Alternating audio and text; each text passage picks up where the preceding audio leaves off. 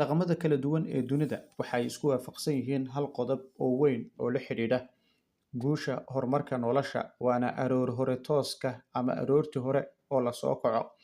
Taariikh ahaan, qowmiyadaha kala duwan waxay aaminsan yihiin in qofka subaxdii hore hurdada ka kaco in uu helo barako, caafimaad iyo horumar weyn oo dhanka shaqada. Haddaba, muuqaalkan ayaanu ku faahfaahin doonaa ahmiyadda ay u leedahay bulshada iyo aadanaha in aroortii hore hurdada laga tooso, isla markaana dadku intooda badan ay shaqooyin kala duwan ay jirkooda ku mashquuliyaan.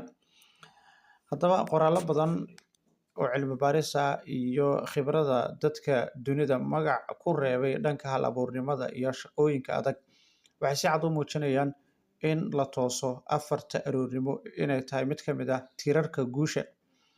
Xeeldheerayaasha Mareykanka sida Steve Burns oo maqaal uu ku qoray shabakadda New Trader waxa uu ku faahfaahiyey faa'iidooyinka iyo sababaha ay muhiim u tahay in qofka goor hore hurdada ka kaco.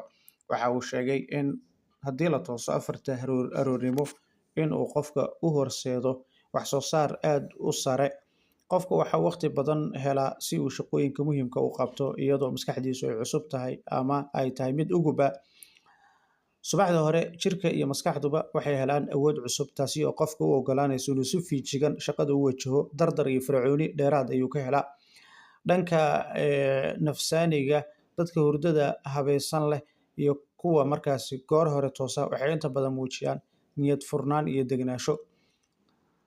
Waqtiga subaxdii hore waxa uu bixiyaa xasilooni iyo fikir nadiif oo horseeda hal abuurnimo iyo curin maskaxeed. Dadka caanka ee dunida sida Tim Cook waa madaxa shirkadda Apple-ka iyo sidoo kale marwada madaxweynihii hore ee Mareykanka Michelle Obama waxay labaduba caan ku yihiin in aroor hore ay toosaan. Haddaba, Tim Cook waxa uu shaqada uu bilaabaa afarta aroornimo halka Michelle Obama ay xilligaasi jimicsi iyo sidoo kale barashada nolosha caafimaadka ay u isticmaasho. Haddaba, dhaqamada dhanka Islaamka, salaada subax ayaa ah tusaalaha ugu wanaagsan ee barashada in aroortii hore la tooso. Qofka salaada ku dadaala oo aan dib u seexan waxa uu helaa ama inta badan uu heli karaa barako badan oo maalinta ku caawiso. Isla markaana dhaqamada kale sida dadka kale iyagu subaxda hore marka ay soo kacaan waxaa loo arkaa waqti wanaagsan oo lagu talagalay fikir iyo hal abuur. Xeeldheerayaashu waxa ay ku taliyeen in qofka doonayo in uu ka mid noqdo dadka goor hore toosa inuu ku dadaalo laba arrimood: habeenkii in uu xilli hore seexdo si jirka iyo maskaxduba ay u nastaan ayna helaan hurdo qoto dheer. Hurdada duhurkii, cilmi baarisyo caafimaad ayaa muujinaya in hurdada gaaban ee qiyaastii 45 daqiiqo ilaa 2 saacadood ay si weyn u kordhiso firfircoonida iyo caafimaadka wadnaha. Aroor hore marka la soo kaco ama in aroorta hore la tooso oo keliya ma ahan caado, balse waa sir guul oo isku dhafan: caafimaad, shaqo, hal abuur iyo barako diin iyo dhaqanba leh. Dadka maanta doonaya in horumar iyo guul waara ay gaaraan waa inay dib u eegaan jadwalkooda hurdada, iskuna dayaan inay qayb ka dhigtaan dhaqankaasi qadiimiga ah ee dunida laga wada aaminsan yahay. Haddaba, xagga diinta haddii aynu dib ugu laabanno, waxay si weyn u adkeysay qiimaha subaxda hore in la tooso, gaar ahaan salaada subax. Rasuulka naxariis iyo nabadgelyo dushiisa ahaatee waxa uu sheegay in barakada iyo irsaaqada la bixiyo waa berigii hore. Xadiisyo badan ayaa tilmaamaya in salaada subax iyo kadib hurdada laga fogaado, ama salaada subax kadib haddii hurdada laga dheeraado inay yihiin furaha barakooyinka iyo guusha nolosha. Culummadu waxay ku taliyeen in qofka uu ka fogaado dib u seexashada ama dib ugu laabashada salaada subax kadib hurdada, sababtoo ah waa waqtiga malaa'igta iyo irsaaqada la qaybinayo. Waa xilli diiran oo barakooyin badan oo ruuxi iyo jireedba lagu helo.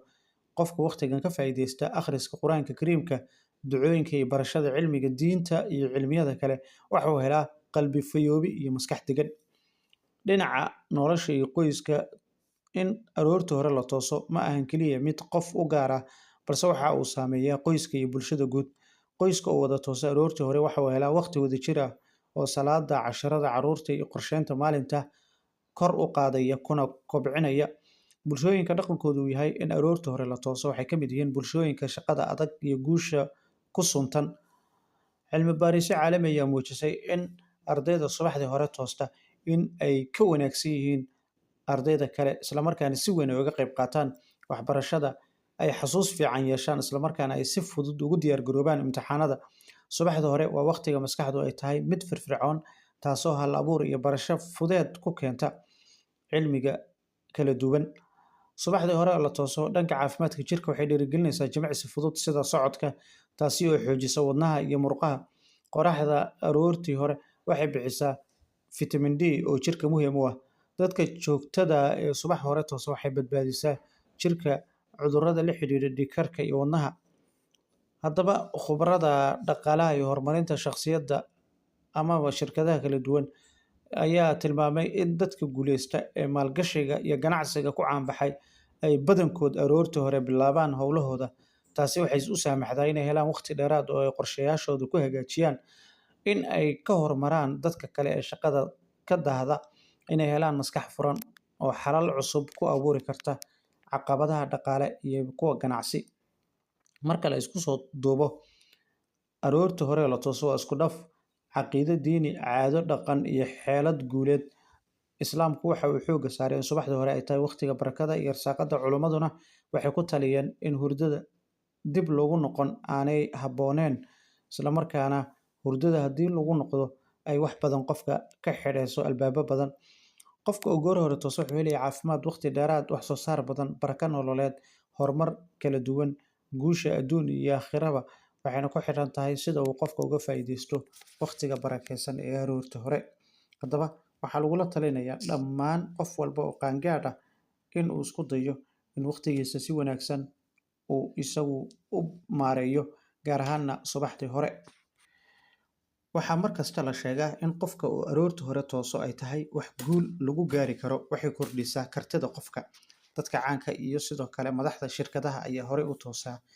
Haddaad aroor hore u toosto xilli hore, waxaad ka helaysaa farxad iyo caafimaad badan. Waxaad dareemi doontaa inaad hoggaanka u hayso noloshaada. Laakiin inkastoo ay jiraan sheekooyin badan oo arrinta laga sheego, waa berigii oo la tooso ma ahan wax markaasi si la yaab leh u furdaamin karaya dhibaatooyinka ka haysta maareynta waqtigaaga. Dadka qaar ayay markaasi dhib ku noqotaa. Sirtu waxa weeye in aad qaab markaasi xaaladaada ku habboon ay hesho. Haddaba, waa kuwan talooyin soo jireen oo kaa caawin kara in aad ka maaranto wax badan oo arrintan laga sheegayo, oo kuu suurta gelin kara inaad dejiso qorshe adiga kuu gaar ah oo aad waaberigii ku toosto. Haddaba, waxaa jira faa'iidooyin badan oo dadka hore u toosa badankood ay sheegaan. Waxay sheegaan in aroorta hore uu buuqu yar yahay oo xataa carruurta iyo dadka guriga jooga oo dhammaan wada hurdaan. Sidoo kale, tusaale ahaan, waxaa dhici karta in fariimo aan badnayn telefoonka kugu soo dhacaan, gaar ahaan ama emailka. Haddaba, daraasaadyo badan ayaa sidoo kale caddeeyay in hore oo loo tooso subaxdii hore ay horseedi karto guulo la gaaro. Dadka hore u toosa waxay si quman ula socdaan jadwalka caadiga ee shaqada, waxaana suurtagal ah in ay yeeshaan shakhsiyad firfircoon oo suurtagelin karta in ay tacliinta ka gaaraan heer sare ama ay helaan shaqo mushaar badan leh. Haddii aad horey u toosto ama in aad hore u kacdo dabcigaaga aysan ahayn, waxaa jira tabo ama tijaabin tallaabooyin kale. Inaad jimicsi bilowdo oo aad isla markiiba iftiinka waaga aragto waxay caarisaa inta badan habdhiska jirkaaga iyo heerkulkiisa oo firfircoon. Haddaba, in horey loo tooso waxay kugu habboon tahay oo kaa dhigi karta qof firfircoon, waxaana dhici karta inay ku xidhan tahay hidde-sidayaashaada. Waxaa jira cilmi baarisyo badan oo inta badan lagu daraasaynaya sababta dadka qaarkood marka la eego abuurka jirkooda ay u firfircoon yihiin aroorta hore, qaarna ay habeenkii aad u firfircoon yihiin. Waxaase dhici karta in tusaale ahaan gelinka dambe aad firfircoonaan karto. Run ahaantii, daraasad dhoweyd oo laga baahiyay majallada Nature Communication waxa ay tibaaxday caddeymo dheeraad oo ah arrinta ku saabsan. Cilmi baarayaashu waxay xog markaasi ka ururiyeen in ka badan 700,000 oo qof, waxaanay ogaadeen inay jiraan 350 nooc oo hidde-sidayaal oo ay suurtagal tahay in ay sababaan in qofka caadi ahaan firfircoon yahay aroorta ama fiidkii.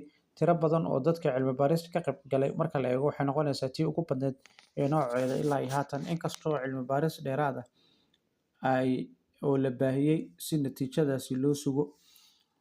Marka haddii aad adiga oo aan u dhalan inaad aroorta hore firfircoonaato aad go'aansato inaad horey u toosto, waxaa suurtagal ah inay wiiqayso xilliga aad firfircoonaan lahayd. Waalidiinta carruurta yaryar haysta ama shaqaale aan iyagu shaqaynin saacadaha caadiga ay dhici kartaa inaanay ikhtiyaar u lahayn goorta ay jecel yihiin inay toosaan. Haddaba madhaafaanku waxa weeye in aroortii hore oo aad toosto aanay suurtagal ka dhigaynin inaad shaqo badan qabato. Run ahaantii waxaaba dhici karta in ay saameyn taban kugu yeelato. Waa dhanka kale marka loo eego. Inta ayaan kusoo gabagabeynayaa muuqaalkan. Fadlan subscribe inoo saar, like garee, la wadaaga asxaabtaada.